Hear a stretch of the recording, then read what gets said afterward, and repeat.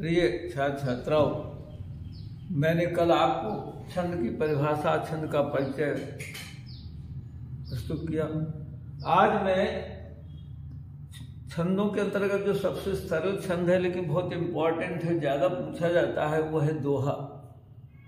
तो दोहा और सोरठा दो छंद, तो मैं दोनों छंदों के बारे में आज आपको बहुत बड़े विस्तार से, बड़ी ही सरल विधि से आपको अवगत कराने जा रहा हूं। आप गौर करें तो देखिए, पहला दोहा। दोहा में देखिए तो दोहा के लक्षण याद रहे, उन्हीं को विशेषताएं भी बोलते हैं। जैसे आगे के दोहे की विशेषताएं बताई, तो वही लक्षण है और वही विशेषताएं हैं। एक एक चीज से आपको अवगत कराऊंगा। अब देखिए, पहला लक्षण देखिए, वही पहली विशेषता, यह सममात्रिक छंद है। कहीं विकल्प में आ जाता है कि सममात्रिक है, विषम मात्रिक है, उदम मात्रिक है, अलग अलग कहीं पूछ दिया, तो यह सममात्रिक छंद है, मालूम लीजिए। दूसरा, इसमें 4 चरण होते हैं, दोहे में 4 चरण होते हैं, और ये लिखा हुआ देख लीजिए दिमाग में, 1 चरण, 2 चरण, 3 चरण, 4, ये 4 चरण है। तो तीसरा है, इसके पहले व तीसरे चरण में 13 मात्रा होती है। तो ये पहला हो गया और ये तीसरा, 1 2 3, ये पहला चरण और ये तीसरा चरण। तो इसमें 13 मात्राएं होती हैं। तो इसको केवल रटना नहीं है कि आप आंख बंद करते 13 मात्रा रटते रहते, वही गलती करते हैं। कैसे गिनते हैं मात्राएं, कल मैंने आपको अच्छे समझा दिया, आज उन्हें बताऊं, फिर भी समझाऊं। देखिए लिखा है तुलसी, ये छोटे छोटे हैं तो इनमें लघु मात्रा 2 और सी बड़ी है, चले गुरु हो गए। ये मी और बी बड़ी और ये ठे, दोनों में गुरु गुरु की मात्रा, ये तीनों छोटे छोटे लघु मात्रा, इसमें मात्रा लग गई, चले गुरु।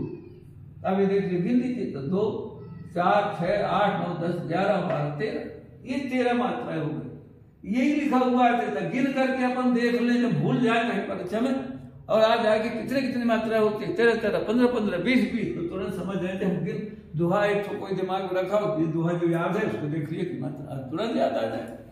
तो 13 मात्रा। अब देखिए चौथा उदाहरण, इसके दूसरे व चौथे चरण में 11 मात्रा, ये दूसरा और ये चौथा। तो 11 रटने के नहीं है, तुरंत देख लीजिए। सुख है, ये 2, 1 और 2, दोनों छोटे हैं, दोनों लघु लघु। उपजत भी 4 लघु लघु, 1 2 3 4। चहु भी लघु लघु, और भी लघु। गुरु है, ये ओ गुरु, ये लघु। तो गिन लो, 1 2 3 4 5 6 7 8 9 10 11।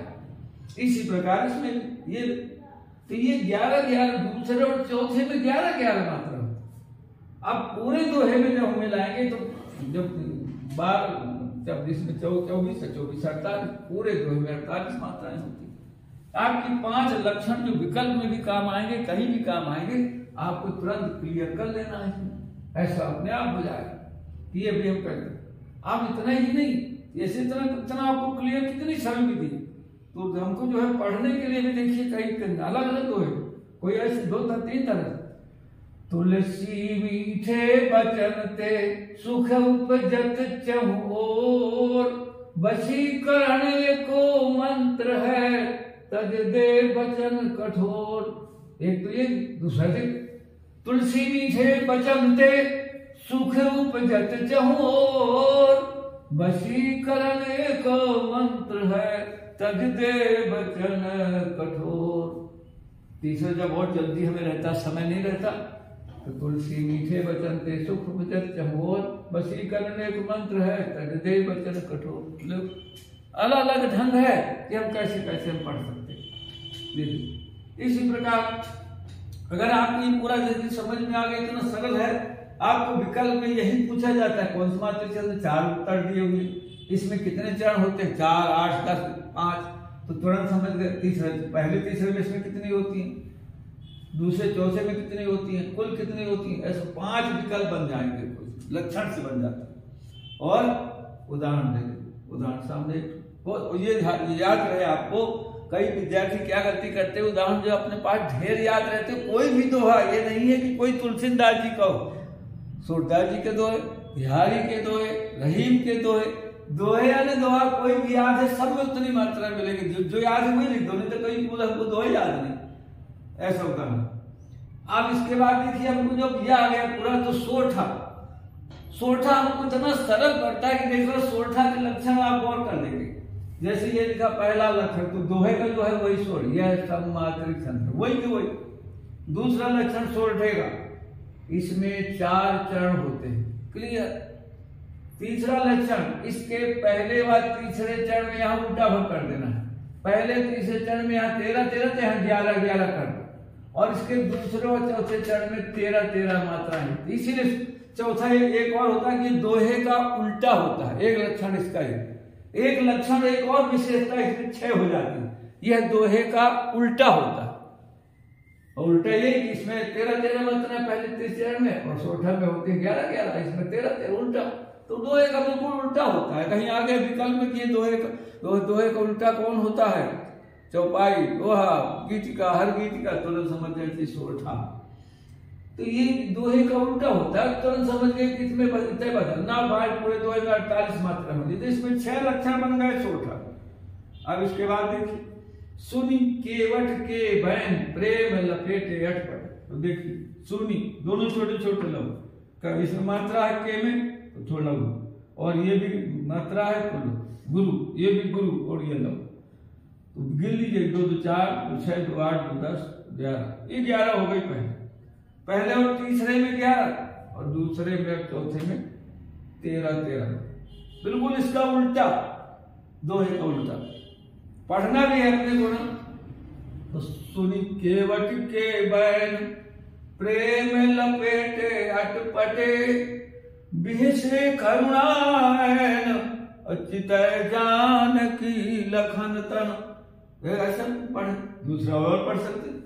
सुनी केवट के बैन प्रेम लपेटे अटपटे, बिहसे करुणायन चित जानकी लखन तन। मैंने अपना अगर सिंपल जब टाइम में रहता तो सुन केवट के बैन प्रेम लपेटे अटपटे, बिहसे करुणायन चित जानकी लखन तन। 3 कई तरह से पढ़ा जा सकता है पुराण, कितने अच्छे ढंग से। और ये भी याद रखें, किसी भी दोहे को हमें याद रखना है। तो जैसे यहाँ दोहा आया था, उसका अर्थ अगर हम थोड़ा समझ लें तो हमें और बड़ा सा, तुलसी गोस्वामी तुलसीदास जी ने कहा कि मीठे वचनों में इतनी शक्ति, इतनी ताकत है कि चारों ओर सुख ही सुख मिलेगा जो कोई मीठे वचन। और क्योंकि ये बस किसी को भी बस में करने का एक मंत्र है, समझ लो मीठा वचन, मीठी वाणी बोलना अगर किसी एक मंत्र है। अतः हम जब इतना जानते हैं तो हम कठोर वचन को हमें छोड़ देना चाहिए, त्याग देना चाहिए, मीठे वचन बोलना चाहिए। इसलिए और सोरठा में सुन केवट के बैन प्रेम लपेटे अटपटे, अरे यही चीज बता दिया कि सुन केवट के बैन।